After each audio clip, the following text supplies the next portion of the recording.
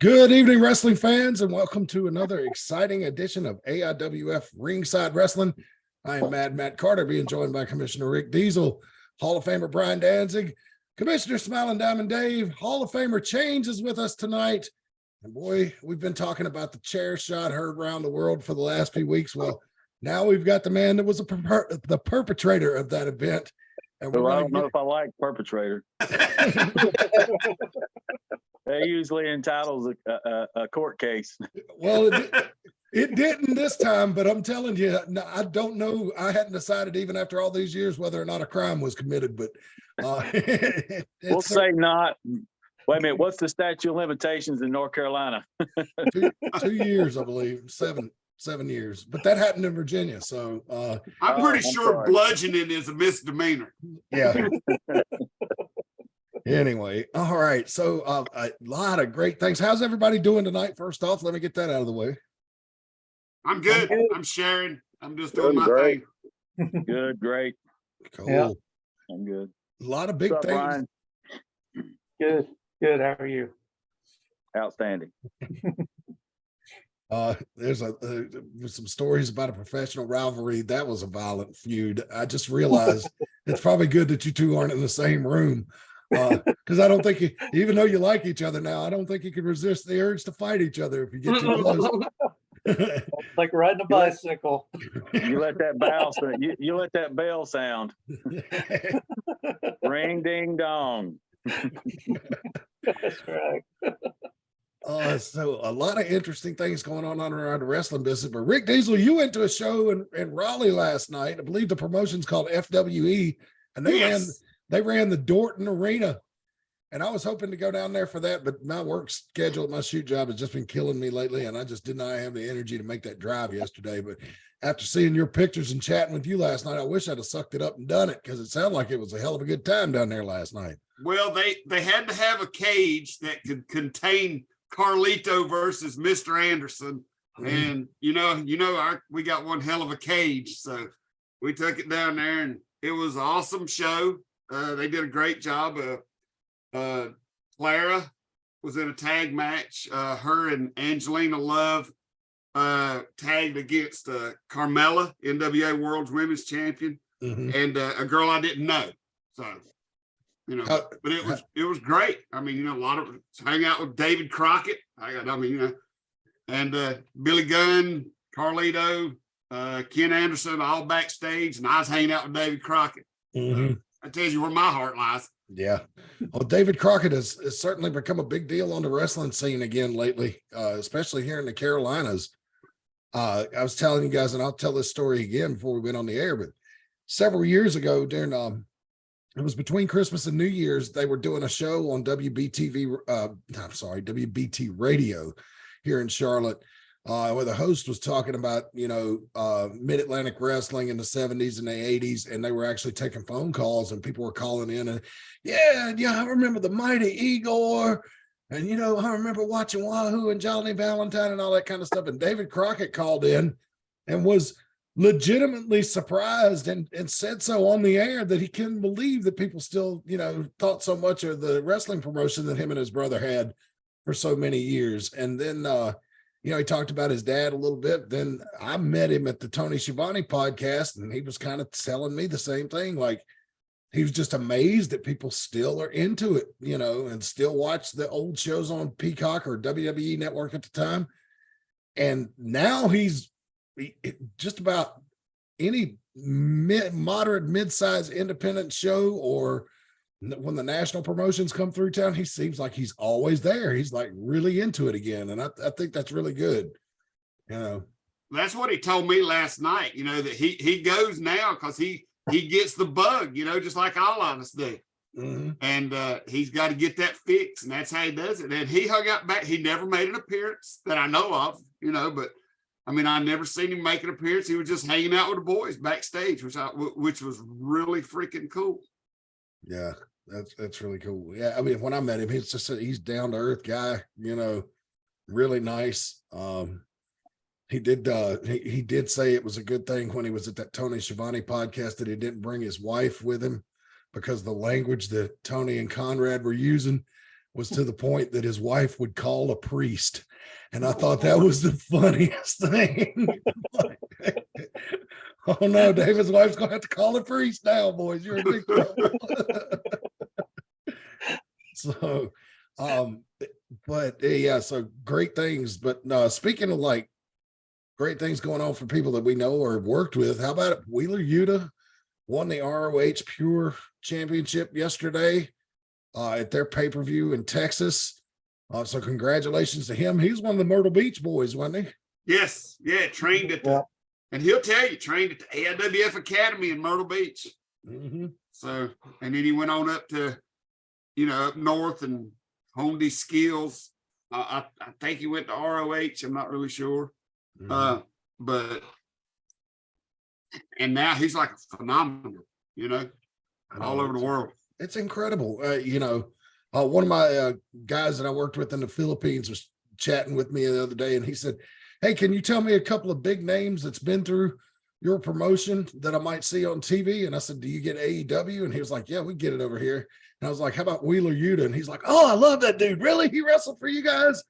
And so I pointed him to a video. I think it's the Christmas greetings video from a few years ago where he's on that, with doing the Christmas carols and everything. And I thought he was also on the hot dog where they get paid, where they were breaking the hot dogs in half, splitting their wrestler pay. So I need to send you that, Matt. The God bless. I need to send that video to you of the Christmas thing, or put it up so you can get it.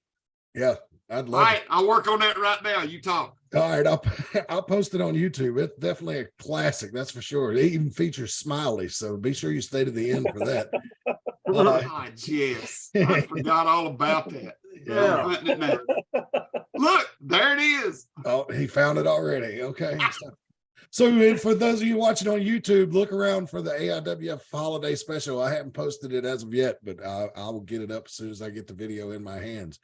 One other news of note for North Carolina wrestling, Charlotte wrestling in particular, WWE announced last week that they're going to bring NXT's next, they don't call them pay-per-views anymore, premium live events to Charlotte. And it's the next NXT Vengeance. And that's going to be February 4th. And they're not running the Cabarrus Arena this time. They're not running the Grady Cole Center, which they drew great crowds at those two places.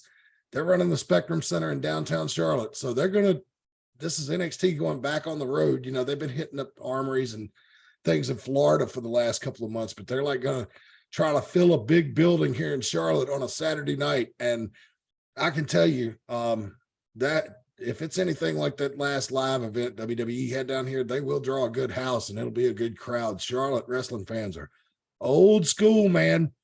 They boo the bad guys, they cheer the good guys, and it's just, the people bring their kids. It's just, that last show I went to down here, it was the best wrestling crowd. I enjoyed the buzz of the crowd more than I did the show. It was just incredible.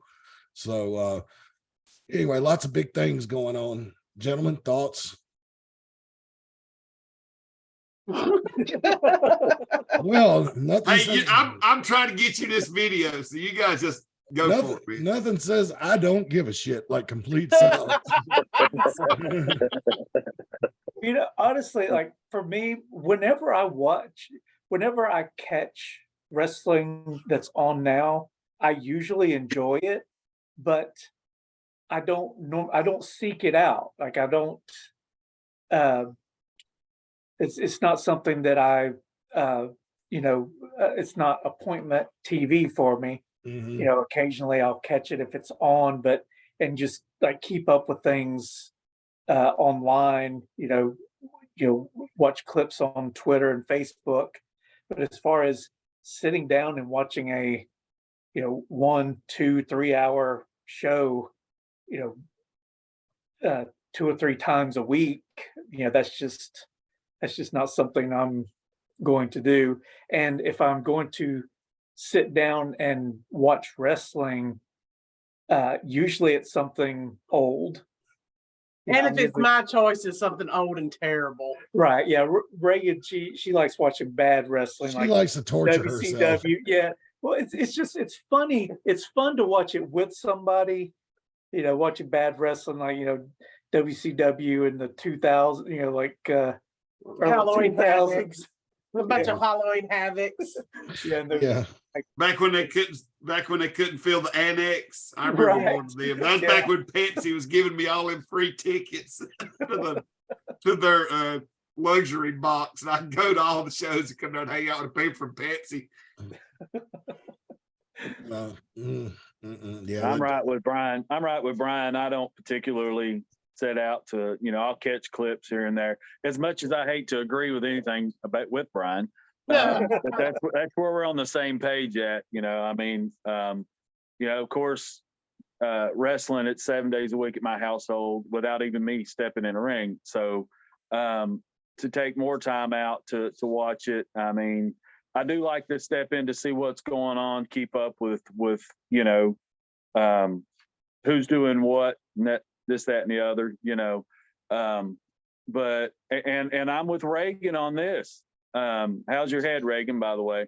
Yeah, I'll take you on your chair shots. That's probably why I have no memory.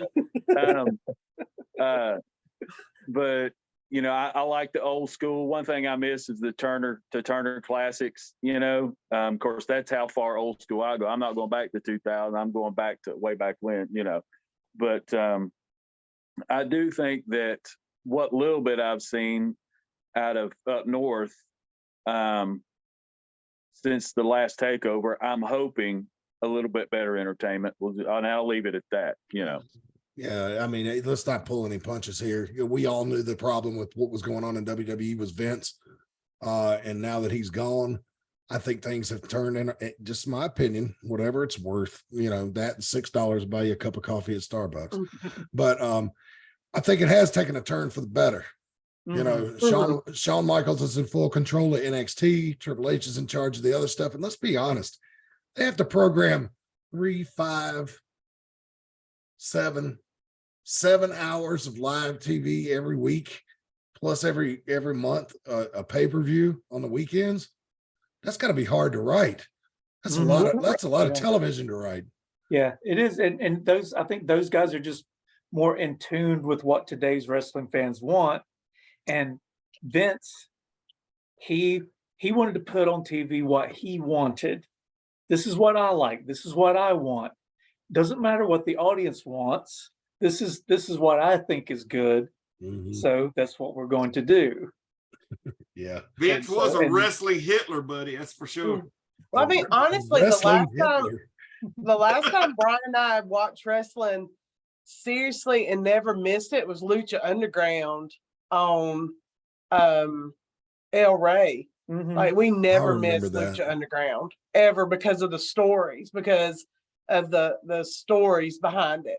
Well, that and the wrestling was good. The wrestling was great, but like also the storytelling was real fun and stuff. So I really filmed it like a TV show. Yeah, they did. I mean, you know what I'm saying? That with multiple camera angles and editing. I mean, you know what I'm saying? Right. But they done it right. They didn't have somebody busted in on Sting in a dressing room and there just happened to be a camera in there with him. You know what I'm saying? It was a whole different, it's almost not even wrestling. It had wrestling in it, but it was like a whole new breed of something. I don't know. Well, yeah, it's like the vignettes were a TV show, and then they would put wrestling matches in it that were part of the story. But it was really innovative. I really liked it. Yeah. I thought it was different, but I don't know what happened. Why? Did they run out of money? Did I not have enough coverage? Did anybody know why? I think the person who did it just screwed them over from what it looked like when people were talking on Twitter. Like they didn't even know that it was over. Like they held them under contract for like a year after they didn't ever run show, like have them do shows, and like held them under contract, and a lot of them couldn't work for a long time because they were stringing them along because they were supposed to have a 4th season, and it just never happened. I always thought that was where John Morrison or whatever he is this week came into his own. Yeah, he did. They let him go and let him be what he could be. Yeah, and Ricochet, that's where he got his first big start as Prince Puma. And but yeah, it was yeah, they had a lot of good talent there. And because I think the person who originally, well, I know he was at least was involved, was Robert Rodrigo, the guy who did the Desperado and the grindcore Movies. Like he was had a big part. Yeah, it reminds me. I got an email from somebody about 3 weeks ago wanting me to book Vampiro. Oh my God, I would mark out for that. I think about reaching out to him, just to see. I saw him wrestle a couple of years ago at WrestleCade, and he fucking put on a sorry. I gotta put that E up. Man, that crowd went wild. Yeah, who did he work? But thanks to Jeter, I don't remember. Thanks to Chainz, I don't remember. But yeah, they got out in the crowd, and he did really well. Doesn't he have Alzheimer's? He has Alzheimer's. Is he not? Can't remember. That's when you beat me to it. I was gonna make a joke about booking him, and then he wouldn't remember if you paid him or not. Oh my God, we paid you already. Yes, Mr. Vampiro, you did say $25. Well, if he ever hears this shit, he sure ain't coming in now. Hey, check your email, man. I sent that video to you. Oh, okay. Awesome. All right. So real quick, guys, before we get into the meat and potatoes of tonight's episode, which is going to be the story about the chair shot heard around the world, I would like to pay a few bills real quick. And we'll do them all at once, but let's see here. Ladies and gentlemen, Sexy Kavina has entered the room on the chat room. Oh, yeah. Okay. And naturally, everybody attacked as soon as he come in. Well, yeah, I mean, he's like a heat magnet in there, man. Yeah. Well, I mean, they hate him with good reason. I mean, he's done some shady things as a referee around here, that's for sure. Hey, that's a new screen. Let's see, is it working? Let's see. All right, can you guys see the slideshow now? The controls kind of disappear on me when I pull it up. Okay. All right, so there we go. You know the deal, ladies and gentlemen. If you'd like to advertise with the program, man, it's dirt cheap here. That's what we're all about. Value. $10 a month for a 30-second to 1 minute read, or if you need a video commercial done, we can do that for $30 a month. We also offer weekly rates, $6 a week or $20 a week for the video commercial, but we recommend you go with the 10. If we do take a week off, we won't hold that against you. You're going to get 4 reads for $10. So we definitely try to make it worth your money. If you've got out there, you're listening, you have a side hustle, like you do taxes or something, tax season's coming up. I know people don't want to think about that right before Christmas, but I mean, let's face facts. It's coming.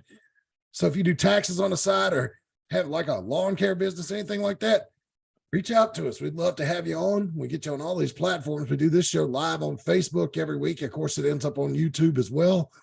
All these podcast platforms, as well as the Roku channel. That's AIWF Network on Roku. You can reach out to us at AIWF20@hotmail.com or approach us at one of the shows. Again, that email address is AIWF20@hotmail.com. All right, you can search us out on Instagram. We've got a couple of cool Instagram pages. AIWF Mid-Atlantic Wrestling and Diesel 24/7. I was really slack on mine last night. I keep forgetting I got it. Must be, I don't know, maybe change, give me a chair shot or two back in the day.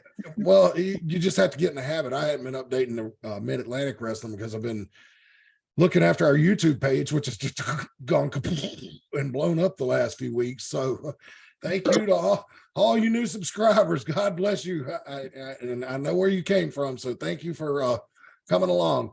All right, the big one coming up New Year's Eve, 5 p.m. bell time. It's Seasons Beatings. And according to this poster, it's the 26th one. And wow, that's hard to believe, man. I was at the first one at Bassett High School, and here we go again. Seasons Beatings on New Year's Eve. Keep in mind, it's December 31st. Bell time is at 5 p.m. So we will get you out of there in time to get back for your New Year's Eve party. You're going to be home way before midnight. But again, the special bell time, 5 p.m. Don't really have any official amounts matches. They're coming next week. They're coming next week. That was going to be my next question. But we do know that Smiling Diamond Dave made a match in which Clara has to defend the women's championship against Jada Stone, and the Fighters Club is barred from ringside. Hopefully that it was going to get signed, sealed, and delivered, and all the particulars taken care of on that contract, and we'll have all that news as it breaks. Season's beatings, New Year's Eve, can't wait. My in-laws are coming in from Phoenix for that show, so it's going to be great. Premier Auto Detailing is a detailing car wash service that operates in Mount Airy area. They can make that old jalopy look like it just rolled off the showroom floor. If you have a used car lot or something like that, and you need effective, good quality car washes, stuff like that for your fleet, you can call this number. You can also call if you're an individual who just does not like to wash their car, and we can get it spick and span for you. Premier Auto Detailing. All you have to do is call 336-833-5722. That's 336-883-5722. One more time for those of you listening, 336-883-5722. That's Premier Auto Detailing. And when you call them, tell them that AIWF Ringside Wrestling sent you. Tees Creations Custom Apparel. If you want a especially custom designed t-shirt, sweatshirt, hoodie, or even koozies, they offer it all. Here's their special holiday collection. I don't know why, but my eyes always get drawn to the cow with the Santa cat wearing glasses. That's a picture of the owner, Matt. That's a picture of the owner. That's a picture of the owner. Okay. Oh my Lord. I'm not holding her back. No. No. I'm on that one. Man, I was just going to say something about eating boogers. I'm around the corner. What about eating boogers? It looks like the cow's eating boogers. It is, does it? Well, I mean, how else is a cow going to clean their nose? They don't have thumbs. They can't use a tissue. So, but anyway, Tees Creations, I know for those of you listening, it's a Dave cow. Sparks called you a cow live on the internet. They sure did. I did not. I said that was a picture of the owner. Do what? Why? Well, we was doing the Tees Treats ad, and Matt was said his eyes were always drawn to the cow in the Santa Claus hat. And Dave said that's a picture of the owner. Fuck him.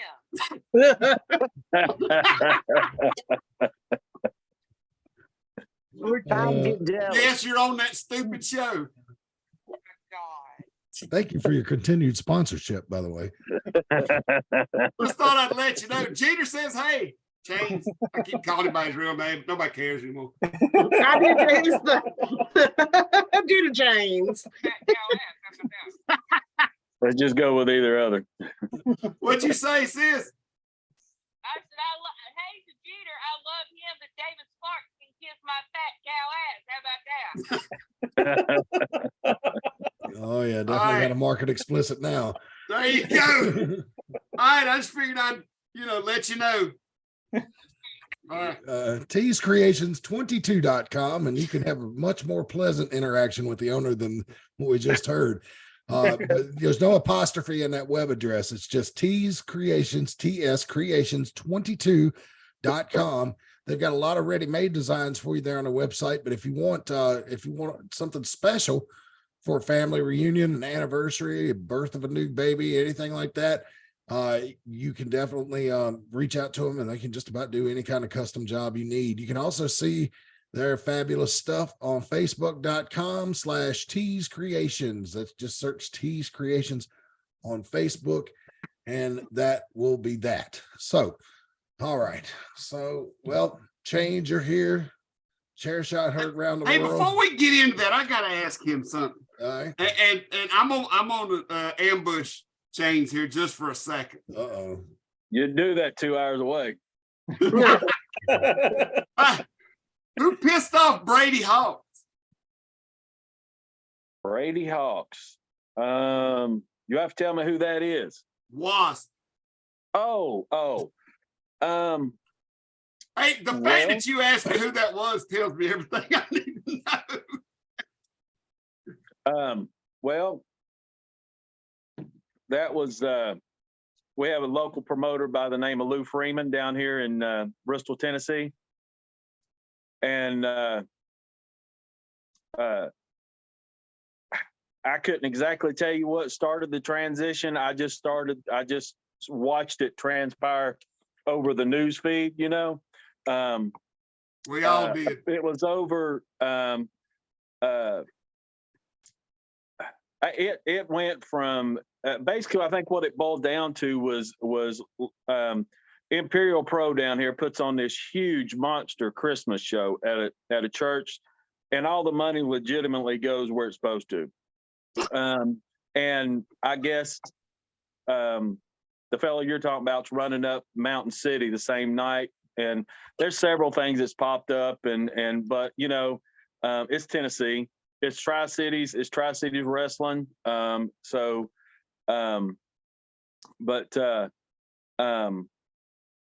believe I can't give you a legit gospel answer, but I think that's what it turned into. You know, I got you. I think that's what started it, and then it went to how shitty their posters look, and some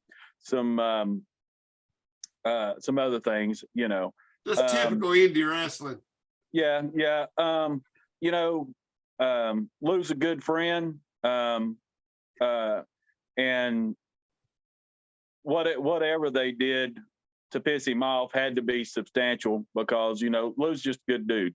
You know, I don't know Brady Hawks. I can't speak for him, can't speak nothing about him. I must be friends with him because I was seeing everything he was saying on the Facebook. So at some point in time or the other, we've, you know, become acquainted, you know, so. I got you. Well, I don't know nothing about it. I just seen it, like you said, transpiring on Facebook with the rest of the world. But I really kind of feel bad for Brady Hawks for the simple fact that even after all that went through, he followed up with a poster, which I'm pretty sure had, what's his name, Dave? One lung. Mitch Blake? Yeah, I'm pretty sure that he posted a poster right after that with Mitch Blake on it. And I was like, man, you just No. Man, don't come in and trash another company and then put him and his, you know, One love. freaks with makeup on. You know what I'm saying? On your poster. Because that's just not the way to follow up that argument. Well, you know, I'm going to say this with all due respect to anybody that ever steps in the ring or anybody that ever attempts to do this business, but especially over the past probably 10, 15 years, I've got to see a lot different promotions come through, especially through the Tri-Cities. It seems like anybody that's got kids that gets a huge income tax return buys a ring, and next thing you know, we've got a new freaking promotion starting up. And that's just not the way it needs to be. I mean, I'm not saying that, you know, God love them. If they want to have fun with it, by all means, let them do it. But just like, you know, people get hurt. I mean, and what happens is you got a bunch of untrained people coming in, and you've got kids getting hurt. You know, 17-year-old kid down here not too long ago, Middle Tennessee, gets hurt. That gives us a bad name. And, you know, then they start with the athletic commission, start wanting, you know, wrestling has no business falling under the athletic commission, in my opinion. But that's slowly, once enough kids get hurt, that's where we're going to head with it, in my opinion. But anyways, don't get me on a soapbox. We all get on one here eventually. Yeah, we talk about untrained people getting into the ring all the time. I mean, we had a whole big segment and got 2-3 weeks worth of material out of Mike Emerson getting dumped over the top rope and landed on his head, and his head hitting the ring. I was originally booked on that show, and I wish I'd have went now. That's another fella. I guess I met him up in North Carolina. He hit me up about coming up, and then I reached out to Rick there, and he wised me up about it, and you know, so I decided on, you know, not going, but I did, you know, in all honesty, did have a previous engagement that I had to get to, but you know, Well, whenever we see a video of somebody getting dropped on their head, I fondly refer to it as getting Emersoned now. Yeah. The Munson, he got Munsoned. Yeah. I remember that. There There it he is. is. That is one of the Bravado brothers, not the one that's on NXT, but the other one, who has gotten into local politics and was sworn in as a Rockingham County, North Carolina commissioner last week. They look like those two look like the perfect political couple. That is They do. yeah, I mean Bullshit, Yeah, he I was looks just like a gonna say, preacher. He's playing that gimmick good. I mean, that looks like central casting politician there. Just his hair just needs to be a little grayer, maybe a little more square. But yeah, that is a picture perfect example of a politician right there. Yeah, he looks like he's either getting sworn in or like Jeter said, marrying somebody. Yeah. no, Either way, hand's gonna be out. yeah. So that is Good for him. I'm proud of him. I mean, it's our first politician that come through our things, our ranks. Yep, and Yep. he's serving at the local level. You can actually do a lot of good serving on local boards. So hopefully he will do that. I think he's got his eyes on state level offices. He ran for state he's ran for state. Yeah. Ran on an independent to legalize weed. So yeah, I don't know. He's running. He was running independent. He ran Republican for this Rockingham. So Which was smart in Rockingham County. You know, Yeah. even if you're a stone cold liberal, you need to run Republican if you want to get elected in that county. But go ahead. or he ran Somebody says- libertarian. Ran libertarian. Oh, Yeah, okay. that's what it was. Libertarian. I remember that now. Yeah, libertarian for state when he ran for state. Mhm. But yeah, so I've been following this political. You got to career. pick one of two sides if you're ever gonna get very far. You can't Mhm. you can't kind of run around outside in the fringes if you plan on getting elected. No, you got to pick a side. You got to get the money behind you with the big parties. I mean, that's Yeah. the only way. But I think he's doing the smart thing by, running at a local level, get some seasoning there. And if he wants to pursue something at the state level, more power to him, if that's what he wants to do. But honestly, I think you can actually do the most good and affect more change at the local level. So speaking of weed, I don't know what's taking North Carolina so long. Virginia has legalized marijuana. Georgia has legalized marijuana, and North and South Carolina just kind of sitting around like, well, I feel like that we've got more little independent growers that they need to find and contact and get them, let them all know first. So that they're not still running afterwards. It'll happen eventually. It's just there's people just with outdated views. I mean, good Lord, King just got liquor by the drink a Yeah. month ago. Right. So We are one of those states they kind of have to drag kicking and screaming into the Mhm. future. And- what I'm and saying? it's- And it's one of, you can't fight it. It's going to happen eventually. Right. Mhm. And And the it's- good thing about this is when it happens, AC might move down here. yeah. well, yeah, but right now there ain't no way he's leaving Virginia. That's the I only can tell you thing that. keeping him from around here. Yeah. I mean, Y'all- no matter y'all what wouldn't- side y'all you wouldn't set the man outwards. He'll do it himself. He don't care. the thing is about that issue, no matter how you land on whether or not you think people should use marijuana, it's the fact of people are going to use it whether it's legal or illegal. It's a fact of, do you want it to be regulated?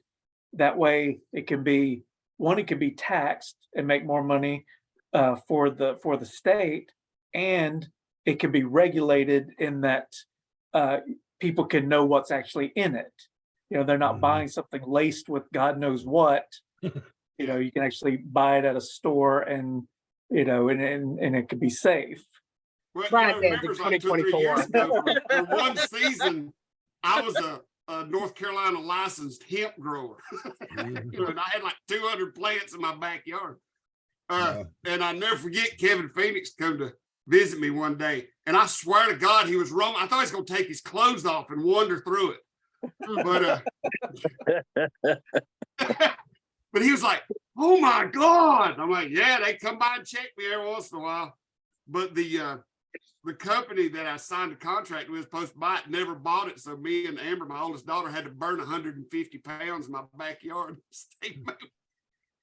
Man, that was it. That was my time as a pot grower. yeah. Been there, done that. Didn't do it long enough to get a T-shirt, but I would have. At least you tried. Yeah. But anyway, we'll see what happens on that front. By the way, AC's in the chat room. Of course he is. And he literally posted, "I'm high now." Newsflash. Yeah. Well, see, my wife hates, anybody knows my past knows I was at one time quite the marijuana enthusiast, but my wife absolutely hates the smell of it, right? And so we're at Martinsville Speedway for the NASCAR race, and and I had forgotten that it was perfectly legal in Virginia until we start smelling the weed burning in the grandstands, because you can smoke in those grandstands at Martinsville still. And my wife's like, "Is somebody actually smoking pot at the race?" Like that. And I was like, "Well, yeah, honey, it's legal here now." And she's like, "Oh my God, it's just like Las Vegas. I'm going to have to smell it everywhere I go." That's one thing. She did not have a good time in Las Vegas walking on the strip because of all the weed smoke. She did not like it. And all the bums you got to step over. When I was out there, I had to step over all them bums. Yeah, we had that problem too. The ones it really ticked me off are the ones that use dogs to try to get sympathy. Like, "Oh yeah, feed me and the dog." We did see one guy up on Fremont Street that had a sign that says, "Not gonna lie, need money for a bottle of liquor and a box of cigars. Please help if you can." And I thought, you know what? Bless his heart. I mean, at least he's not trying to con you. Yeah, I need money Bums to get is a drunk. good segue here. Bums is a good segue to the chair shot heard around the world. Oh yeah, okay. That's what we brought Chainz on here for. We get off on these tangents, man. We talk about, it's amazing. It's a wrestling show. You'd be amazed at some of the crap we talk about here. So let's get into the weeds on this. All right. So this is what you're looking at is Rocky Mount, Virginia. This is 1997. I want to say August, late August, early Does anybody September. remember if this was the ice storm?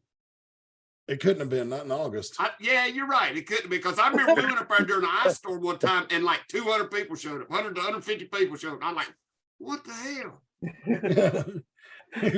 Couldn't draw dick in this building until we had a major winter storm, and then everybody wanted to get out and see wrestling that night.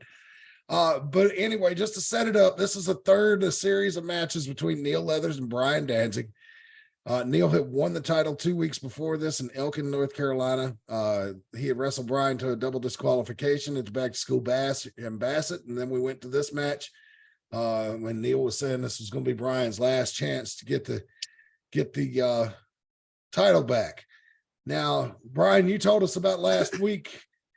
Neil had joined up with the family, but then got kicked out because he didn't really fit in.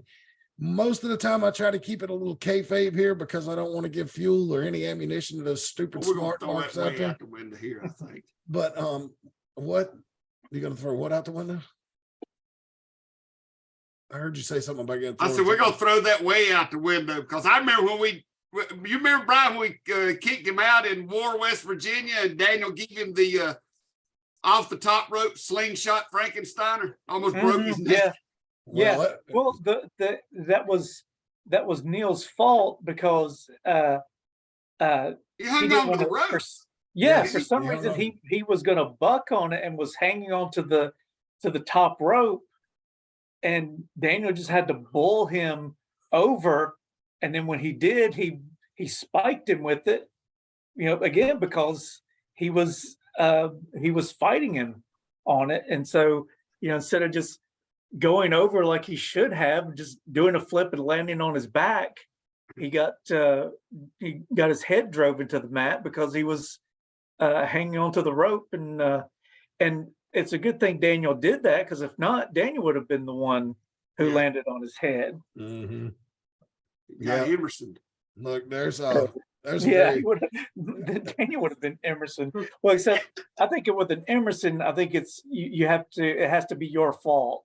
We got Matt Carter bowl cut. Yeah. There's a Matt Carter bowl cut. I was like, who's that little kid there with Neil Leathers? Just when we posted the original the video, the highlight package on YouTube of this, Justin Flash sent me a message. He was like, "Oh my God, you were a baby back then." Yeah. And I thought if you think I look like a baby, I wonder what he looked like back then. He was probably actually literally still in diapers in '97. You know? So, I'm a whole lot taller sideways now than I used to be. That's for sure. But so what was the deal like? And you guys are allowed to get in as deep as the weeds as you want to here. Why was Neil so popular with the fans and so hated by the boys? Because that seemed to be a legitimate thing. Well, for me, like I said last week, he was very popular because I think he had a natural talent and he had a charisma that the fans really connected with. But then I think he started believing his own hype. It's like because he got so popular so quickly, he thought that meant he was something special and that he and he let it go to his head. And that's why he was annoying the guys in the back because, it's okay to go because, I was taught, when I first started training, it was like when you go through the curtain, you have all the attitude you want. You're supposed to have attitude when you go through the curtain and you're in front of the audience. But when you go back in the back, you drop the ego. Everybody is equal. You don't treat anybody, you don't run your mouth to anybody back there, and you don't have an attitude. And I think he just either he wasn't there that day in training or he just chose not to listen. Right. Well, and there you see Chainz come out with him. But Chainz, at this point, you've been in the wrestling business since 1997. How long had you been in the wrestling business at this point? Probably about 8 years, maybe, if that long. Okay. That answered a bunch of other questions. Neil had probably been wrestling, maybe a year at that point. And he wanted to, in the back, tutor a guy who's been wrestling a lot longer than him on how to do a chair shot. And he just kept doing it and kept doing it. And everybody's just kind of looking around at each other like, what is this guy doing? Why is he? Well, and you have to remember too, back then, I mean, I was a dick. Oh yeah. I mean, I'll admit that now. I wouldn't admit it back then, but that's just the way it was back then. I mean, and it's like, just like you said, I mean, he had the attitude in the locker room that he should have had out for the marks. I mean, and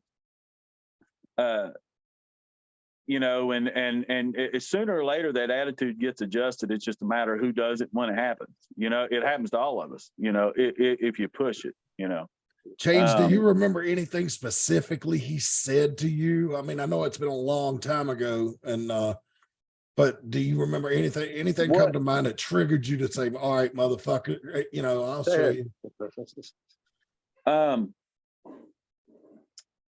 Yeah, I mean, first off, there's been, I've heard a couple different things.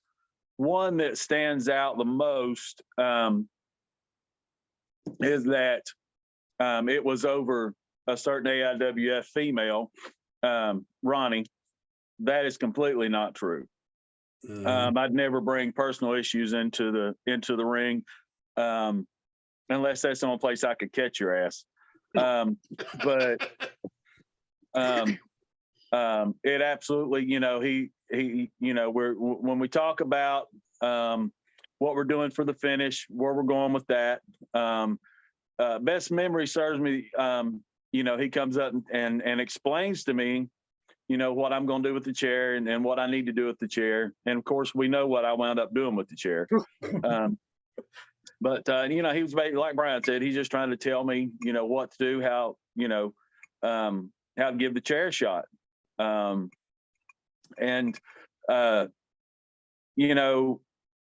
His arrogance in it. Okay. He didn't even, it's just call it old school, call it what you want. I see the young guys doing it to this day. The ones that have been trained and the ones that have been to school and the ones that show the most respect, these boys walk in the damn locker room and their bag don't touch the damn ground until they've walked around there and at least acknowledged every worker that's already in that locker room. Mm-hmm. That's the way it needs to be. This fucker didn't care.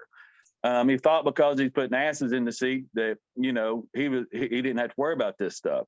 So basically, I just had it, and I looked to my man, Don, Don was my mentor. Don, we won't go into that, but and do what you got to do, brother, Wow. So Don gave you the green light. I did not know that until right now. That's awesome. Seeing another thing too, and Chainz and Brian both can attest to this. That was a different time than it is now. People give kids a lot more leeway now than they did back then because of the way the business was. Back then there's still a lot of us old school guys who we demanded respect. And and if you didn't give it to us willingly, we'd take it, just like Chainz took it that night in Rocky Mount.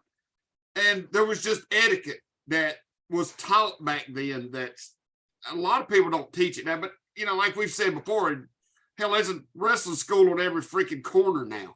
Mm-hmm. You know what I'm saying? Mm-hmm. And people's training guys, in their backyards. But it was just like, it was a different time back then. You come in with an arrogance back then, people were a lot more willing to give you an attitude adjustment than they are today. This is pretty gruesome, guys. If you're watching, if you look when Brian Danzig gets up, there's a couple of that shot he took to the forehead with the chair. The blood's going to start flowing pretty good. Neil trying to tenderize it up, and if you look, you can see the blood start coming. See it on his forehead. Mm-hmm. Oh, that's so cool. Even as grainy as this whole video is, you can still see that. Old days. Yeah. But another thing too, as far as the crowd was concerned, the way we worked and as stiff and hard as we worked back then, you could do something like that and the crowd's just like, oh, well, okay. That's supposed to happen. Mm-hmm. That's the way it was, though. Back then, that's the way it was. And that stiff ring that you guys are wrestling on right there. I took a couple of bumps in that ring and realized my place was behind the microphone. I'm like, no fucking way am I getting in here. Nope. But what surprises me about what you just told us, Chainz, about Neil and his arrogance and everything. The first time I met you, you exuded an aura of I ain't the one to fuck with. And I thought that everybody picked up on that. But evidently Neil didn't. I don't understand that. Did he even bother to ask you how long you'd been in the business, anything like that, or just start giving you a tutorial? No. The best I remember of this little fuck, he was all about himself. Mm-hmm. And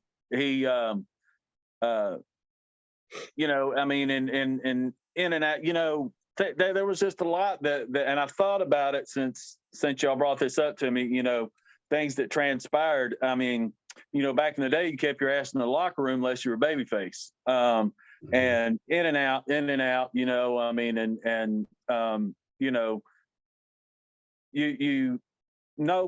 didn't spend back in the day, we didn't spend as much time as the boys do nowadays preparing for a match. We'll just put it that way.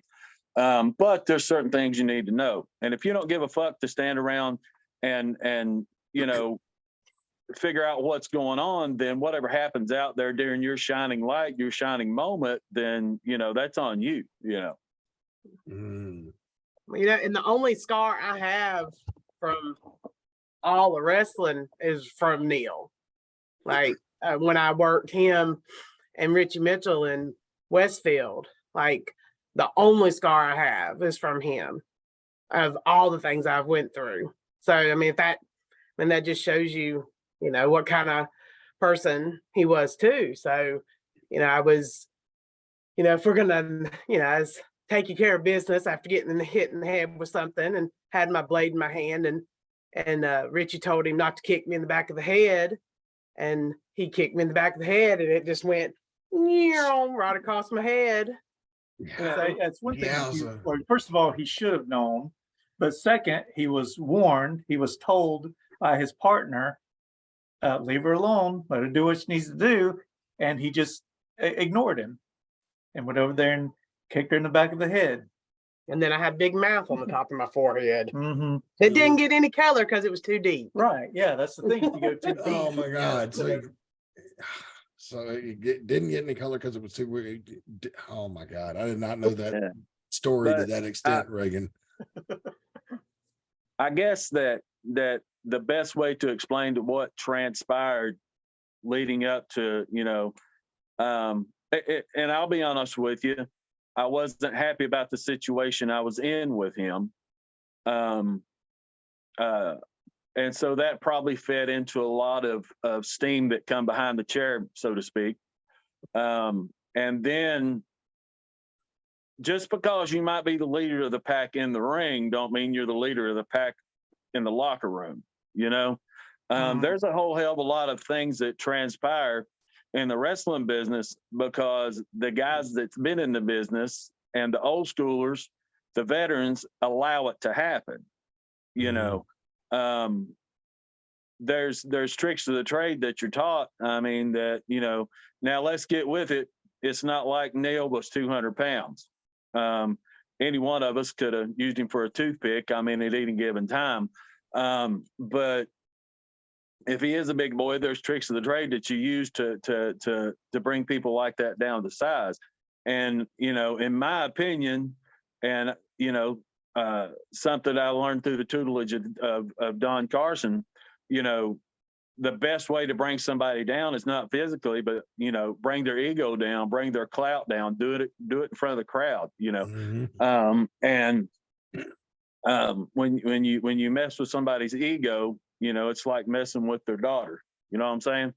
Mm-hmm. Well, and we wasn't as forgiving back then as they are nowadays either. Absolutely. I agree with you. Absolutely.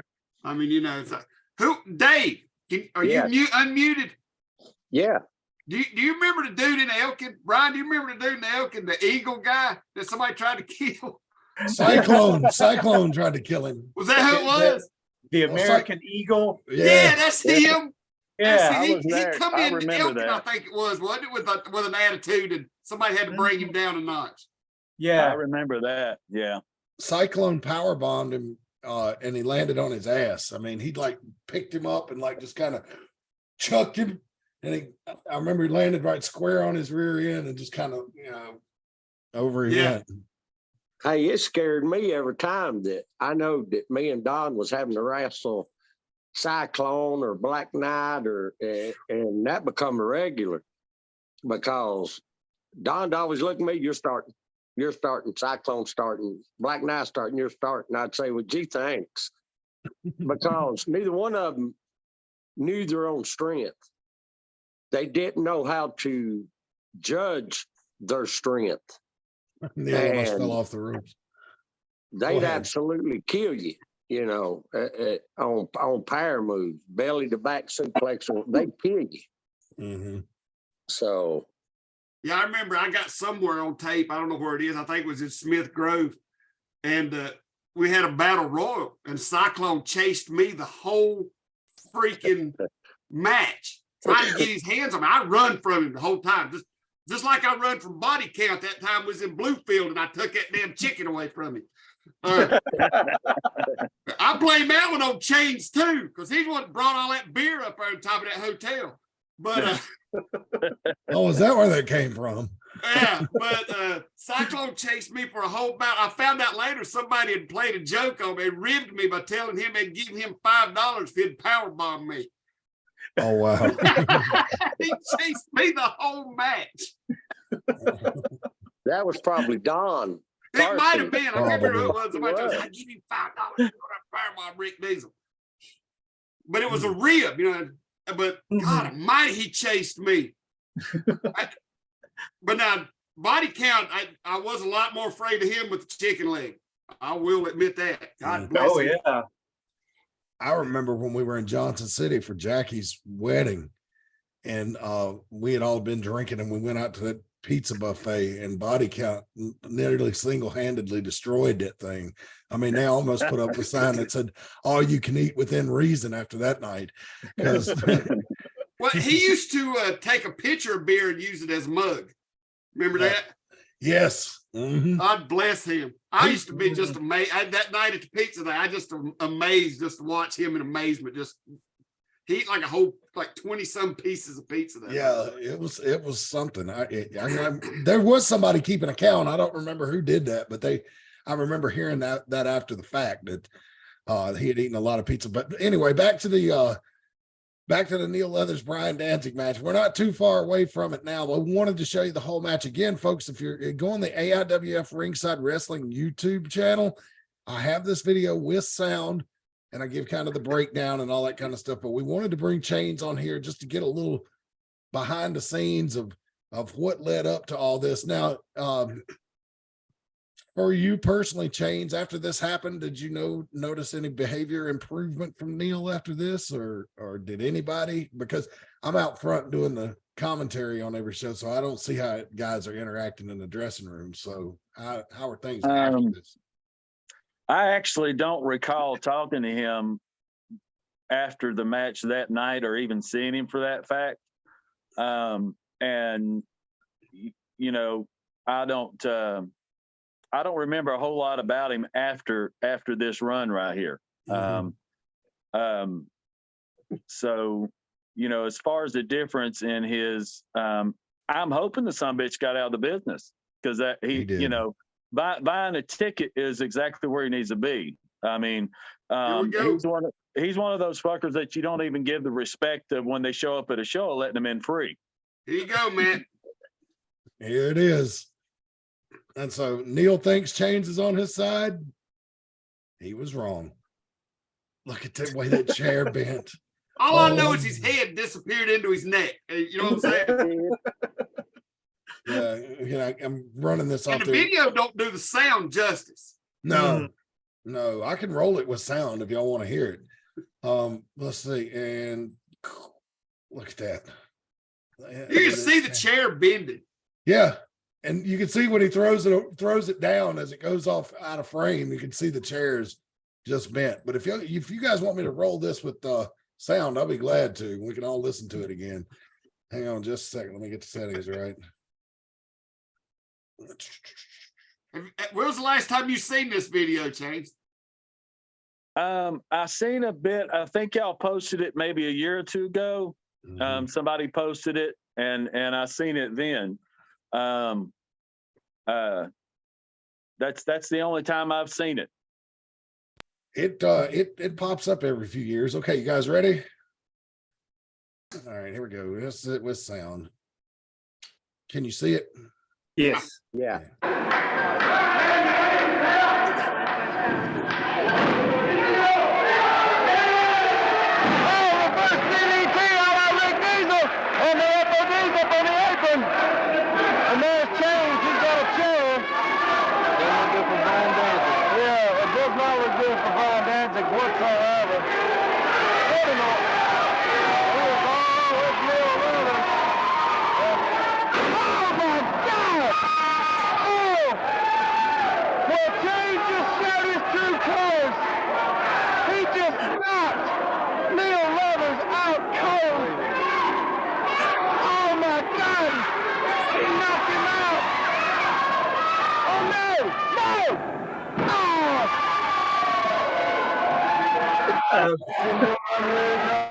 I just want to You're say too, just to attest to the strength of Chainz.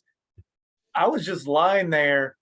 He grabbed me by the wrist, and before I could even think, he just starts pulling me by the wrist. Like I'm just like dead weight, and he's just pulling me like I'm a toddler across, just like across the mat, and throws me across the field. I'm like, Well, whoa. that's how I thought of you, Brian, as a toddler. Well, okay. I And- appreciate it. And I've taken a pulled chair shot from Chainz, and when it hit me, it felt like fireworks went off in every atom of my body with a pulled chair shot. So I can imagine what one that was full force. It had to have felt like an atomic bomb. Mhm. Well, yeah, because that's the thing is, it was such poetic justice that it was this arrogant little prick who was like, he just happened to go to the guy who threw the hardest chair shots in the back and just goes up to, man, I just want you to really hit me with it. You got to really hit me with it. You just pull it back. You He actually said that shit to him.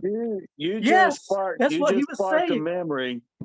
Brian is absolutely right. He just sparked my memory. That was, he's like, don't make me look bad. Well, yeah. So I mean, I'm not the greatest wrestler. Even at my best, I was never the greatest wrestler in the world. But I don't think I ever made anybody look bad. I hope I didn't. And if I do, if I did, then well, fuck it. But anyways, And that's just not something. That's not something you say to a wrestler who is a peer, and definitely not one that has been wrestling longer than you have. If it's some green guy, like I've told green guys that before. Like, hit me, if it's a chair, a kendo stick, whatever, hit me with it, because it's going to hurt either way. But if you don't put anything behind it, it's going to look bad. Right. So just go ahead and hit me with it. But that's when you're teaching somebody who has less experience than you. I wouldn't dare say that to somebody who'd been wrestling just as long as me or longer. That's just not something you don't tell somebody. You don't tell people to. You don't say things like that to people who've been in the business longer than you. You don't tell them how to throw a chair shot. And And that's exactly what he did. Even if it's in your mind, keep it there. Right. Because if they've been in here longer than you have, and you owe them the respect of not trying to tell them how to do their job. Yeah. So keep it in your mind, or something like this will happen. Or it's also maybe in the way you word it. Maybe say something like, "Hey, I know there's some guys that are scared to take a chair shot. I'm not one of them, so don't worry about me. You throw it however you want to throw it. You don't tell them how to do it." And that's what he did, and he just happened to do it to the wrong guy. Yeah, don't look at the one guy in the dressing room that looks like homicide might be in his vocabulary and say that to him. Right. Yeah. Well, it was like I was saying earlier. I got the vibe from Chainz the first time I met him. Like, he had that aura about him. I am not the one to fuck with. And, and Neil did not seem to pick up on that. Everybody else did. Right. And like I said, there were like everybody that was around hearing him say this to Jeter, they're like, everybody's kind of looking at each other like, what the hell's this guy doing? Does he know what he is getting himself into? But he did. He was just completely oblivious. And then I think about the time he was lying there with his arm over his head, he was probably thinking, oh man, maybe I shouldn't have told him to not hold back and to not make me look bad. I don't know if he could Too think late about then. anything at that point. His brains are on the other side of the Yeah, armor. true. Yeah, he probably wasn't thinking a whole lot then. But and to answer Chainz's question, or to answer your question that you gave to Chainz earlier about an attitude adjustment, no, it did not work. No, it did. He still had a bad attitude, and Matt, I heard, what's funny is you called it in that match, the reverse DDT a la Rick Diesel. Mm-hmm. He took that move from Rick. He came out, he did a similar gimmick to me at one point, wearing eyeliner, and that's when we named him Dead Neil Leathers. He was doing like the I'd forgotten all about that. Yeah. And then at one point, I don't know if it was before or after, he stole Tony's gimmick of writing stuff on the jeans. Yeah, It's like one thing wearing the jeans, now. a lot of guys were wearing the jeans, but Tony was the one who, wrote on his jeans first, and then Neil Leathers started doing it. It's like, if somebody's doing it before you, don't come in and do it. Don't just take their stuff. Think of your own thing. Yeah. We should have just called him the doppelganger, Neil Leathers. Well, yeah. Well, that was part of the reason that was one of the many factors that led to Tony beating his ass in Elkin that night. Where he kicked him out of the chair. Yes.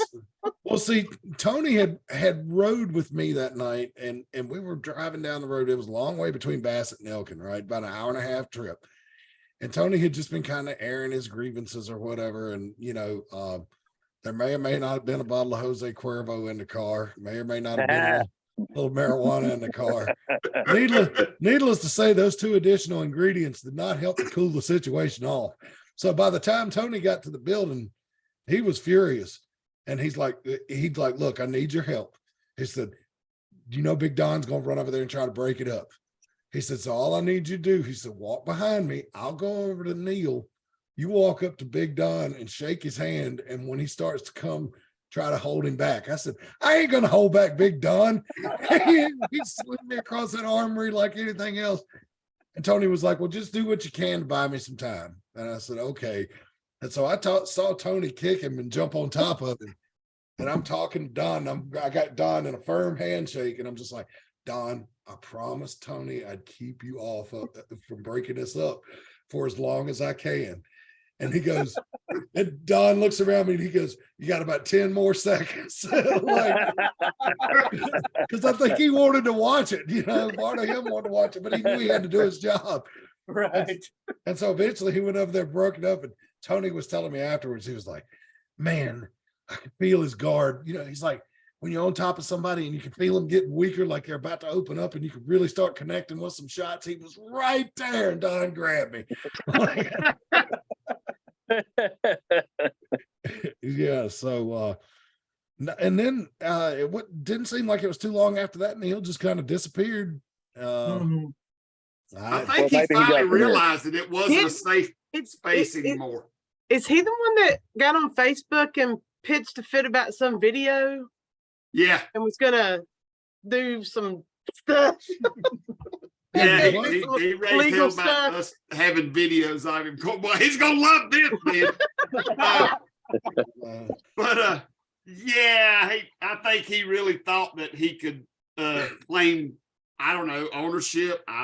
Who the hell knows? But he did, and it was because I think it was all over the Hall of Fame. To be honest with you, he knew he'd never make it in. Mm-hmm. And you can count people who won't make it in our Hall of Fame on one hand. Mm-hmm. Yeah. We can put this video in the Hall of Fame and have Chainz in it. Sorry, I'll induct his ass. Well, that would be something, but a Chainz going to the Hall of Fame for a second time just for that chair shot, right? Hey, it's one of the. It's like, I think it's in 31 years. I believe it's the only thing that's ever got its own name. Mm-hmm. I mean, we've called it the chair shot heard around the world for years. Right. And Oh, Yeah. Yeah, and you're right. The video doesn't do it justice. It rang through that armory like a shotgun. Even Mhm. guys in the back were like, What "What was that? happened? Yeah, I What's remember going on?" that. Guys Yeah. in the back going, what the hell was that? Mhm. Yeah, and I remember Billy was Dr. Bill. He downplayed everything. And I looked at him after that, we had stopped recording, and I was like, did you see that chair fold up over Neil's fucking head? Like that, and he looks at me and he goes, well, Chainz hit him pretty hard. And I'm like, dude, really? That's all you got to say after that? And of course, Chainz, you were our hero after that. I don't know if you remember, but we approached you after the show and was shaking your hands. We were fanboys all over again, man. We were little kids again after that. And Jackie had told me when you came along, he was like, oh, he's been around a while. You're going to like him. And we did, partially because we were scared of you, but after you hit Neil with Thanks. after you hit Neil with that chair, you were our hero. No, we were a little bit scared of you because you called us asshole and what was it? I can't remember the other one. Well, I could tell you if we were in West Virginia, I mean, what I was calling folks, but Well, he always came in, when he walked in the dressing room, it's like every new guy that didn't know him would always sit over and kind of watch him walk by. You know what I'm saying? Like, you could almost read their thoughts. Hope they don't put me in there with him. But I think Chainz, after me and you had that pitcher of beer at Pizza Hut in Mount Airy, I think you thought I was all right after that. And so I did. You hung with me, beer drinking. You're all right. Yeah. So that was a good salute day. to Mr. Carter. Yeah, that was a day I made a lifelong friend right there at the old Pizza Hut on 52 in Mount Airy. So I'm grateful for that. What happened? Brian disappeared, but now he's back. So, I need to read some commercials real quick. Can we take a time out while I do that? I don't hear any objections. Okay, let's see. Let me read these ads real quick here. And can y'all see the slideshow? Yes. Yeah. All right. It's time to talk about our friends at Branch Management. They were our first sponsor, and they're still with us, and we are absolutely thrilled to have them. They're a tree service that operates in the Mount Airy, Surry County area of North Carolina. They can help you with branches that are maybe too close to structures, normal pruning, or complete tree removal. You could be eligible for a $100 referral bonus if you send a friend to them. They give free estimates. Now, for the tree service, you need to call 336-648-9282 or 336-320-8994. Those numbers again, 336-648-9282 or 336-320-8994. They also offer landscaping, general contracting, and pressure washing service.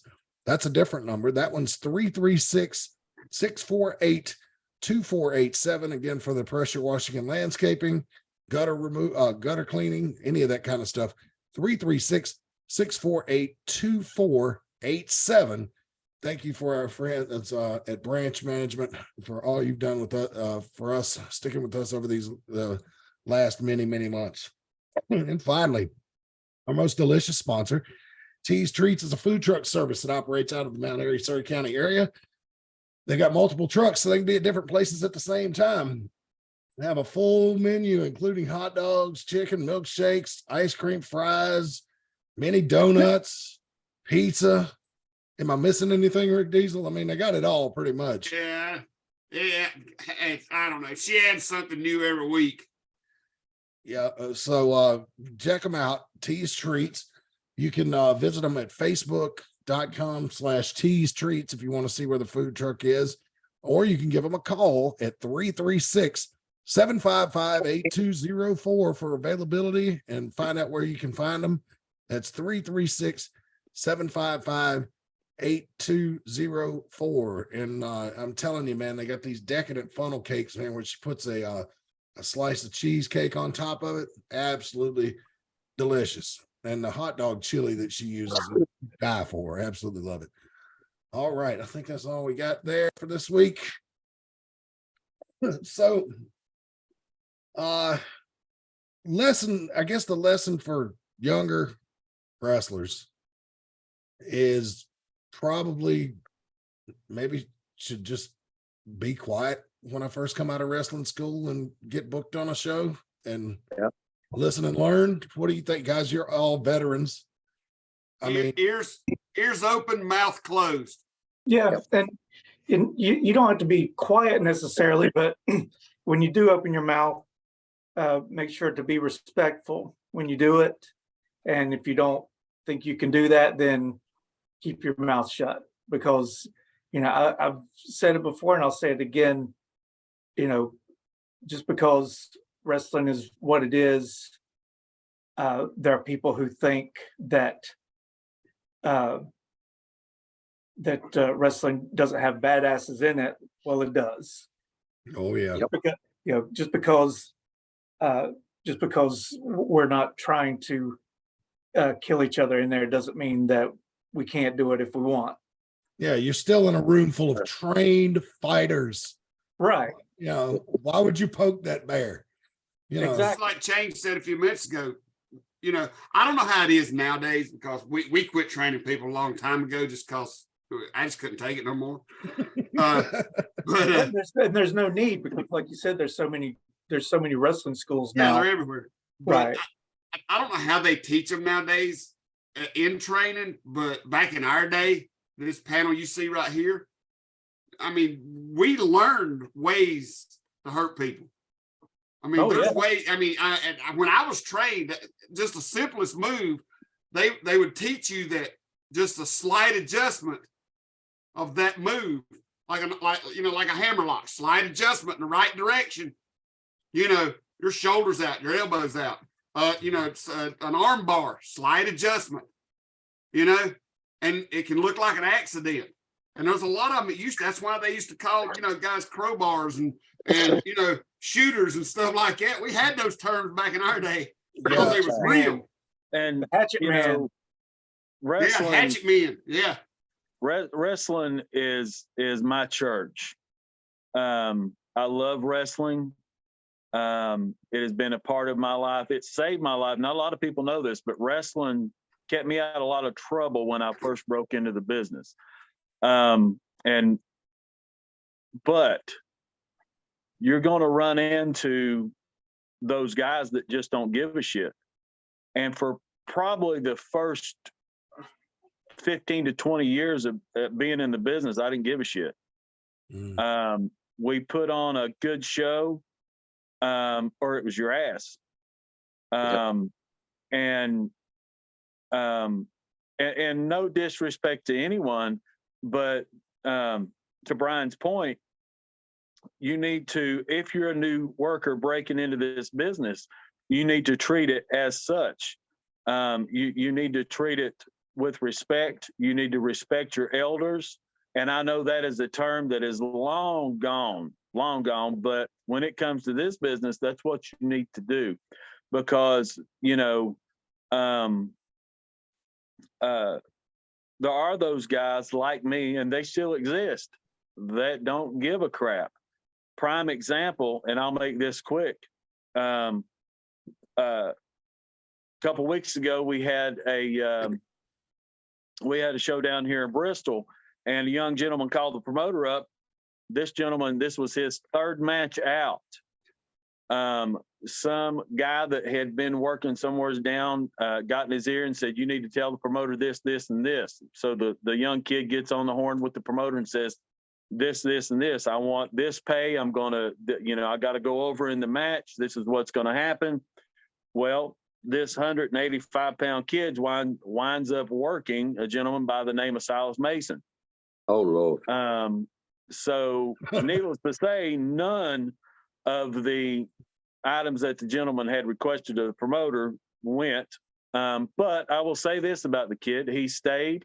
He helped tear down after the show was over, and he showed up the next day at the storage lot, set everything back up.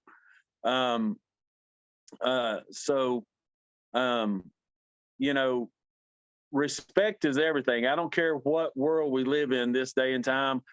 the one thing that has withstood the sands of time in the business of wrestling is respect.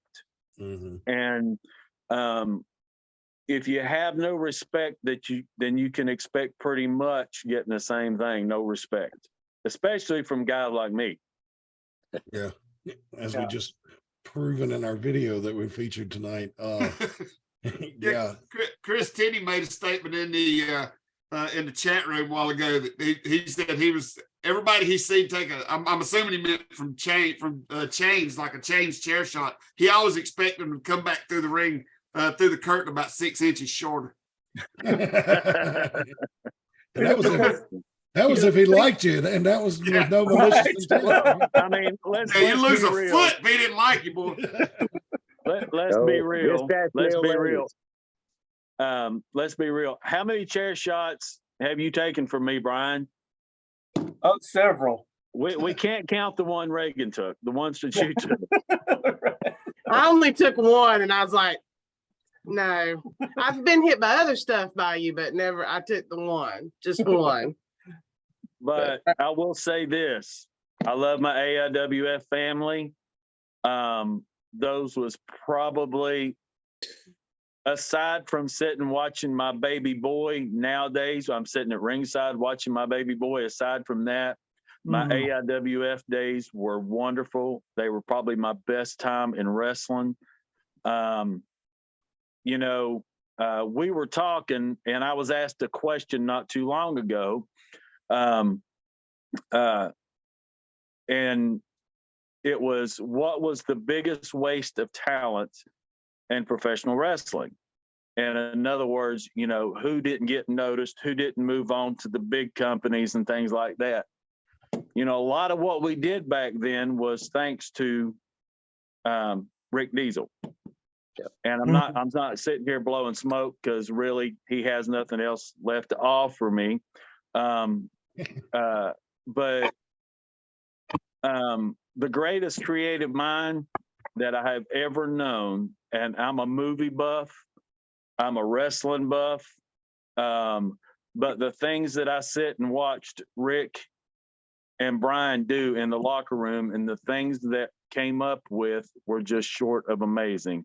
And I just wish that we could have seen that on the big platform up north. I'm not saying that Rick was a waste of talent, but I'm just saying that, you know, and I commend him, because AIWF has touched a lot of lives. Good Lord, it's probably in the thousands, if I had my guess. You know, the place that that he's put a lot of people. And I didn't get a chance ever to thank him for that, and to thank you, Brian. So I want to do that now. You know, I don't know if there's 5 people watching this or 500 people, but I do want to thank you guys, because without one another, we can't do this thing. Exactly. You know? And that's what people like Neil Leathers and a lot of folks don't realize, you know, yeah, you might be better than this guy, but you're not going to do it without that guy. Right. And, you know, but, you know, I just have a lot of love. And I know there's a lot of talk about me being a mean ass and a hard ass and all that stuff, but I do have a lot of love for you guys. You guys, going back to what we were talking about, have earned my respect over the years. And I just really appreciate you. Thank you, Chainz. Yeah, always family, man. Always family. I appreciate you too. Yeah. And you know, and I wanted to add something about the whole respect thing. It's not just about. It's not like high school, I'm a senior, worship me kind of thing. It's not. What it's about is when you're in the ring with somebody else, the reason you have to earn respect from these people, especially ones that have been in it for years, is because when you step in the ring with anybody, you're putting your health and your life on the line anytime you step in that ring, and you're putting your life in the hands of the other guy. And so you have to respect him, or you know, or whoever you're in there with. You have to have a good amount of respect for them if you're going to put on a good show, because if you don't respect the person you're in there with, you're going to hold back. You're not going to do everything that you can do because you don't trust the other guy. And so that's why you want to, but it starts in the back. If you can show that you can be respectful back there and earn the respect back there, then we can talk about earning respect actually in the ring and putting our bodies on the line. Like with Chainz, anything he wanted to do in the ring, I would do it because I trusted him. I knew one that what kind of person he was and that he was going to look out for me, but I also knew that he was a trained professional and he knew what he was doing. So that's why we put on such classic matches together, is because we had trust and respect for each other, and that's how you do that in wrestling. Is you earn that respect. And that's exactly why I let him set my dick on fire. That's right. Boy, that'd be a fun one to add to the YouTube channel. I remember that. Oh my God. I'd love to see that. Yeah. I'll find it. It's somewhere in all this. Well, What I remember about that is Dean running around the ring, smacking his dick. Yeah. Or his penis. I'm sorry, his penis. Smacking his penis. it's okay. Smacking himself between the legs. And there's a lady present here. Sorry, Reagan. The only lady I know. But that was, in the beginning, when we started that deal, we had a problem with actually getting it ignited. Yeah. And it's because it was so soggy and wet, we couldn't get things going. Sweating. But, I remember that. I took a lot of lighter fluid. I think even remember remarking to Billy, wow, he's sure using a lot of lighter fluid. And see, we didn't know anything about the problems you'd had with combustion, before we went out there. But yeah, that was something. Remember, that was funny. That was part of the old TV show Open from the WSV days. Remember the music? And the opening clip on that from the first time it was put together was the chair shot heard around the world. And then after that, the flaming crotch got on there too. And Rick Diesel running around the ring, his whole lower midsection on fire. Yeah, that was something. I'd love to find a show Open. And if that's somewhere in the archives, if you run across that Rick Diesel, I'd love to post the old show Open. You'd be amazed how many. Look, I've started this stack of DVDs now, putting them on digital external hard drives. Mm-hmm. So I finished Spring Jam 2007 today. 2007. Wow. Yeah. It's amazing. I remember when you converted the archives from video cassette to DVDs, and now they're going through another format change. They're going on. Yeah. Well, you want to go back farther than that? Brian can tell you about us setting and making video clips with 2 VCRs. Mm-hmm. Remember that, Brian? Yeah, I remember that. Editing clips together and moves and doing montages. Yeah, with stop and play, pause with the 2 VCRs. Yes. That is hardcore old school home editing right there. Yes, it is. I remember when I went into MATV for the first time and Chris Wyndham was there and he showed me one of those super VHS decks with the knob that you could put your finger in and wind the tape forward with your finger, and just being blown away like this is 1996. And I'm like, holy crap, man, we're in the future. We're the flying cars. Like I remember it, and Ben was like, yeah, man, you just roll it with your finger and you can stop it whenever you want. And I was just like, whoa, dude, it was incredible. It's crazy how far we've come. Mhm. Yeah, that's Chris Make it Wyndham. That's the 7,000. name. Hadn't heard in a while. Oh, I bring up Chris Wyndham, Ben, whenever I can, man. I got a lot of pleasure. I didn't know him long, but man, the time we did spend together was fucking gold. A lot of it. Oh yeah. We had to take him and Rick Diesel up to, it was after a show one night, like somewhere in West Virginia, you guys had to work, and we drove y'all up there, and you guys Charleston. was it Charleston? And all right, so we had all, been up all day, did the show, took the ring down, loaded on the truck, sent it back home. We start driving them up through West Virginia. Well, along about the West Virginia border, they put me in the driver's seat, and I don't remember anything until we stopped at whatever the next stop was.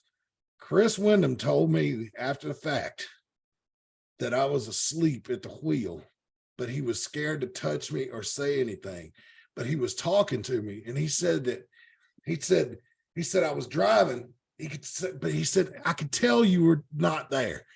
He said, when I would ask you stuff, I'd be like, hey Matt, how you doing? You feeling all right? Yep. How fast you going? 70. Okay. How many more miles to Charleston? 25. When we would pass the signs with the miles on it. But he told me, because I didn't remember any of that, and he was like, I swear to God, dude, you were conscious but unconscious at the same time, and I talked you through it. And I said, well, why didn't you wake me up? He said, everybody else was asleep in the car. He said, I thought if I touched you or anything, man, it might cause some kind of reaction and you wrecked the car. So Chris Wyndham kept me and Rick Diesel and I think Ginger was with us that night. Who was in that car kept us all alive. And it's only now 25 years after the fact that I will tell that story in public. And I don't know if anybody else in the car besides me and Ben were aware of what happened that night, but yeah. And so I'll never forget that. And then of course his wedding was, goodness sakes, I don't think Ferry Stone Baptist Church and Patrick Henry Volunteer Fire Department ever saw a party like that. To this day, Hey, when we all showed up in numbers, it was a fucking party. Yes, it was. Oh, yeah. I mean, without a doubt. Yeah, ask them two poor girls that was on the only room we didn't occupy on the top of that hotel in Bluefield, West Virginia that time. They didn't peek out the window or out the door. There was like that little door open up and they'd look out, because we rented every room on the top of that hotel but one. And that was them two girls was in it, and they was mortally terrified all night long. I don't blame them. I don't either. We were drunk and loud, and I know Frank Manson tried to fight me that night. I will only now admit this, although Don told the story 1,000 times. But I woke up the first time we did that. I woke up that next morning to Don dry humping me in the freaking bed. All right. And I look up, and Lisa, his wife, is laughing her ass off in the doorway, going, "Let them kids get breakfast." But that was and times like that. That's just what I was talking about a few minutes ago. I mean, amazing times. I mean, just amazing. Yeah. Those road trips were always something, but that night in Bluefield, good Lord, if I hadn't have been 21 years old, it'd have probably killed me. Yeah. And like I said, the women were some of the worst. Ginger, Lisa, they were mean. The women were mean. Oh yeah, they didn't like us at all. They didn't like me and my friends at all when we showed up. There was one particular night the first night I met Lisa, as everybody knows, mine and Don's relationship at the beginning, I came in with Jackie Anderson as a ghostwriter and it was us against the TVA. At that point in time, it was Dave. It was switching up. It was Don, Dave, and Sebastian Kane. And so I believe the night I'm talking about, we might have been working Don and Sebastian Kane. And so it was a very hard match, real hard match. Me and Don, you know, we were going back. Jackie and Sebastian was going back. We were switching back and forth. Great match. Everything was good. But there was a little bit of color, some blood hit. And I think it was even it wasn't supposed to happen. I think it was some hard way shit that was going on. And Lisa, Don's wife, walks to the fucking ring and looks at Don in front of everybody and says, "What the fuck?" Yep. And I'm looking at Don going, "Did that really just happen?" So that's one of my memories of I guess that was probably, if not my first, maybe my second match with AIWF at that point in time. It was a hardcore bunch, man, and the women were just as bad.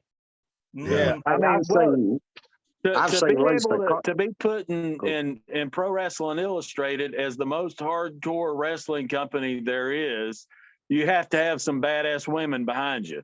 Yes. I've seen Lisa Carson walk in the dressing room, and Rick can testify to this.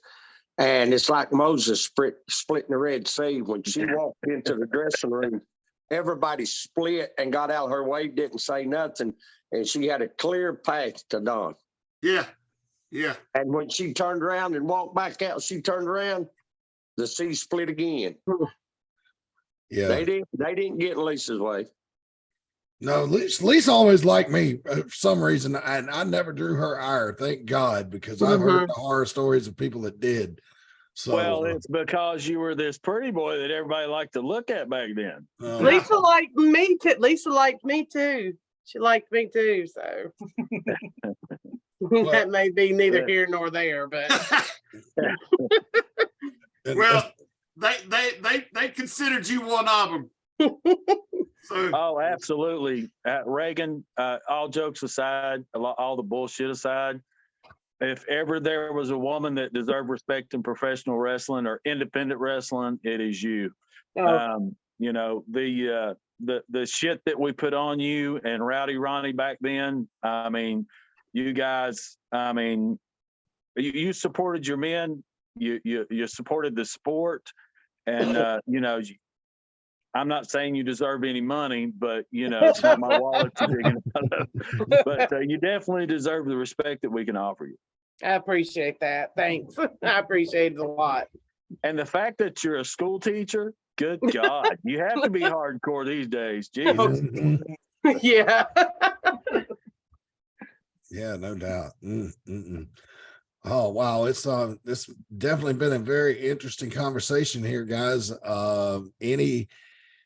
Anybody got anything else they want to share before we wrap up? We've been on the air for quite a while now. So. Yeah, it's been a long one tonight. You know what? It's been a good one.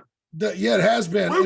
You know what's funny? The YouTube numbers since the show started going long, trending closer toward an hour and a half, the numbers have actually gone up. Of course, that kind of coincides with the recent explosion we've seen on our YouTube page.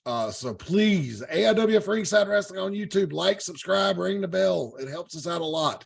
We're up our views are up like 300% over the last 28 days. It's freaking incredible. So thank you. Also we've got where we're not holding back like we did there for a while too. Mm-hmm. Yeah. We was a little conservative with our conversation there for a while, and then all of a sudden we just said, "Screw it, man." Yeah, well, I think that I'm hoping some of the younger boys and girls in the business now, use it, just add this to their knowledge base and learn, not to go poking veterans when you're 2 days out of wrestling school and getting booked on your first shows. I'm hoping to get some of the younger folks on here more often. We had Jack and Clara here, and we've been talking about good training. Chainz, I don't know if you're aware, the current Mid-Atlantic Women's Champion Clara went to the Jacobs, what is it, the thing in Knoxville? Jacob Pritchard. Yeah. Jacob Pritchard Academy. It's a wonderful school. Wonderful. Yeah. And so she went out there, and I'm gonna tell you what, you can tell it by the way she Yeah. wrestles and the way she acts. She's great. I'm not trying to give them a plug or anything like that. I got a direct we being this close, I'll put it this way, not to pull my own chain. We have a lot of folks that AJ Kazana, different ones that's come from there. You can really you got that Dr. Tom Pritchard old school training, and it's, you know, that's word out. I'm not telling you go down there. I'm just telling you, if you're getting in the business, find a school that's like that. They just had a graduation here about a week ago or so.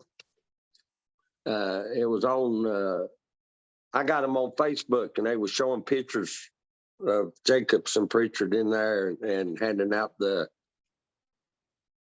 certificates and stuff.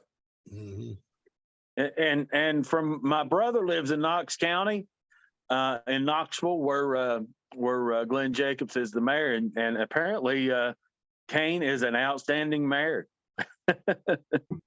He seems to do pretty good. I follow him on Twitter, and he's really in the weeds with like public service ads, and like if there's a street flooded, he'll go down there, get them to shoot a video, and like, hey, don't come down here, don't drive through flood.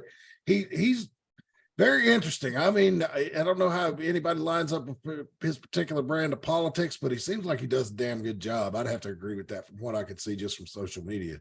And if your brother lives there, he would know firsthand. So yeah, my brother's even more of a dick than I am. Wow. So for him to like anybody, Rob, are you? Absolutely. Dave knows Rob well. Boy, me and Rob been there, done that. That's a story. Yep, that's a story for a different time, ain't it? Yes, sir. Ray Bob, you got that shit right. We got to have a different type of talk show for that one, though. Oh, yes, a most definitely different talk. Yep. All right. Well, I think everybody seems to be getting kind of quiet now and running out of stuff to talk about. So I guess we'll use that opportunity to wrap it up. And let me just say before we go, Chainz, the fact that you've been sitting here for this whole conversation, pouring Jack Daniels into a coffee mug and drinking it is the most gangster shit that has happened on this show since it started. So I just, for those of you who are listening on podcast, go out of your way to go to our YouTube channel and view this. One of the true badasses of professional wrestling in East Tennessee and North Carolina, Chainz, AIWF Hall of Famer. And he did mention his baby boy wrestling. Chainz, let's just go ahead. For those who don't know, your son is an up-and-coming prospect on the independent circuit. And, man, I'm going to tell you what, Axton Ray is one to keep an eye on. Wouldn't you all agree? Yeah, he certainly is. Yeah, I appreciate the plug there. He's burning it up. He stays busy 4 nights a week, 5 nights a week. He's going to be down in Orlando next weekend. He is, you know, like I said, just like you said, just keep an eye on him. He's doing good. I can't be more proud. He's taken this. I'll say this about him, and probably one of the most proud things that I am of him. He's taken this business. You know, everybody knows my love of Don Carson. There's probably one other person that loves Don as much as I do, and that's outside his family, and that's David Sparks, who's with us tonight. Mm-hmm. He has taken. He's doing what he does with his wrestling, and Don would be very proud of it. He's taken that TVA, that dangerous Don Carson aspect to it. He's a hard hitter, and running with it, and it's paying off for him. You know, yep. But, you know, I'm going to make it quick. The whole big thing now is that wrestling it's okay that it is what it is. but there's something to be said about those that are still hard hitters. You know, Oh, yeah. there's nothing wrong with hard hitting. There's nothing wrong with being strong, and keeping the business where it once was. Exactly right. Yes. Yeah. Amen. And while we're handing out compliments, let me just tell you something, folks. If you hadn't seen Axton Ray in action, go out of your way, look on the internet. You can find video of it. The kid is just as tall as his dad, but he's like, you can tell he's a gym rat. You can tell he spends a lot of time in the gym and watches his diet and everything. He's built like a damn heavyweight, but he flies around the ring. I mean, it's incredible. You know, I don't want to call him a high flyer because that's not his whole game, but it's just, I don't know. It's crazy to see somebody his size with that kind of maneuverability. You know, it's just incredible. Well, what it is, Matt, is he basically has it all. He can high fly, he can do technical wrestling, and he can do power wrestling. So it's like you name it, he can do it. He's got the full package. Yeah, Yes, exactly. We saw him work Davey Richards last year, and it was amazing. Yeah, at WrestleCade, and it was last minute. You know, Yeah. Davey Richards' opponent couldn't show, and and the match that they had was, it was amazing. And he's humble. That, And Chainz, he's humble. Like Yeah, when we saw him at WrestleCade, like he was like he was just just so nice to us, and just stays humble, it seems like. Yeah, and that's a good heart. he absolutely respects his elders. I told him that's the first thing you do. He's been walking around the locker room shaking hands since he was 10 years old. And you know, that right there is just going back to the whole respect thing we were talking about, and going back to that Davies Richards match, that particular match is very popular. That's the go-to for that everybody goes to. That match was, although I didn't get to see it live, from what I hear and from what I see, the clips of it, it was outstanding. But you're absolutely right. That match was probably about 20 minutes. They knew about 20 minutes before it took place that it was going to happen. So, and Davey Richards, good God, you can't leave him out. I mean, he's the man. But I appreciate what you say about accident. I mean, you guys remember him walking in the locker room, Oh, yeah. rolling around his little Pokemon bag when he was like 8 years old,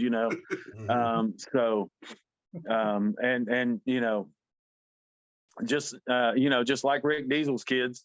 I mean, they've been around it, Yeah, absolutely. Hopefully we'll be seeing Axton on a national television promotion sooner rather than later.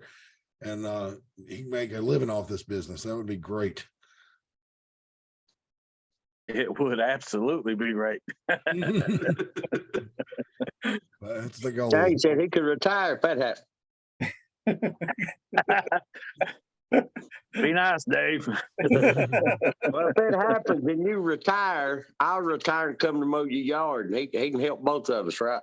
If that happens, we're not mowing no yards. We're going to be down and drinking this Jack Daniels on the beach down in Florida, brother. Well, hey, you bring the Jack, and I'll bring. Oh Lord, you might need to blur that out. I can't. Don't worry, it ain't got no label on it. I work for the state of North Carolina today. I don't know anything about that. I'm not involved in that. Oh, it's just a mason jar. At Dave, he loves his Bojangles tea. That's right. And a souvenir cup. Hey, I'm from Tennessee, the deep roots of Tennessee, and you go to a restaurant and they got a quart jar that they bring you drink in. Hell, man, you really feel at home, man, regardless of how good the food is. Yeah, there's some restaurants around here to do that too. They bring you drinks in mason jars. So yeah. All right. All right, gentlemen, any final thoughts before we head out of here tonight? It's been a great show. One of the best, I think, actually, we've ever had. I just want to say I love you guys. Thank you very much for bringing me on here tonight. If there's any other memories you want to share, just give me a shout out. Yeah, man. Well, you're welcome on this panel anytime. We try to do the show once a week, so please feel free to come on. And speaking of memories, considering how fast I've seen that bottle go down, I hope Chainz remembers being here tomorrow. That's all right. If he doesn't, he can watch it back later. It's going to be on. Yeah, he can watch it back later. But Yeah, the hell I do that? watch it, listen to it in the car, whatever you want to do, man. That's going to be everywhere you find your favorite podcasts, or and on YouTube and Facebook and just everywhere. He'll say, hell, he said, I even told them guys I love them and I don't even like them. Hey, you'd be amazed how many people has told me that they listen to this in their car. I've had several people tell me that they listen to the podcast while they're driving. So Well, good. I'm glad, because I'm always worried that it's not as friendly to the listener, to the radio crowd, as it is the video crowd, because we will be talking about videos and saying, look at that, watch this, and just don't listen to it while you're taking the kids to school. yeah, somebody driving, on their way to work in the morning, like, I can't see the video, Matt, because I'm listening on a fucking radio.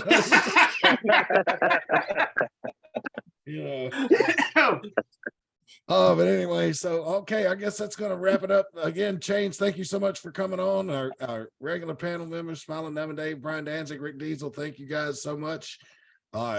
Before I do the sign off gimmick, anything else you want to say before we go? Guys, it was great. Enjoyed it. Chainz, glad you got to come on. Brian Reagan, good as always. And what can you say about Rick Diesel? Yeah, I just want to say I had a really good time tonight, reminiscing about old times and talking about a little bit about the current situation in wrestling. But it's just it was good seeing Chainz again, and just had a good time. Glad I got to jump on. Remember the days we'd have to drive 3 and 4 hours to all get together and have a conversation, but we're talking about how much things have changed, but love Zoom. No matter where you're at on the planet, as long as you got internet access, you can talk to each other. So that's great. Yeah.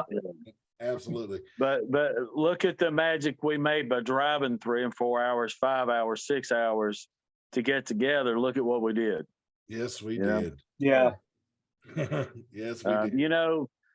They can have all the hype they want, but we had it. We put it together.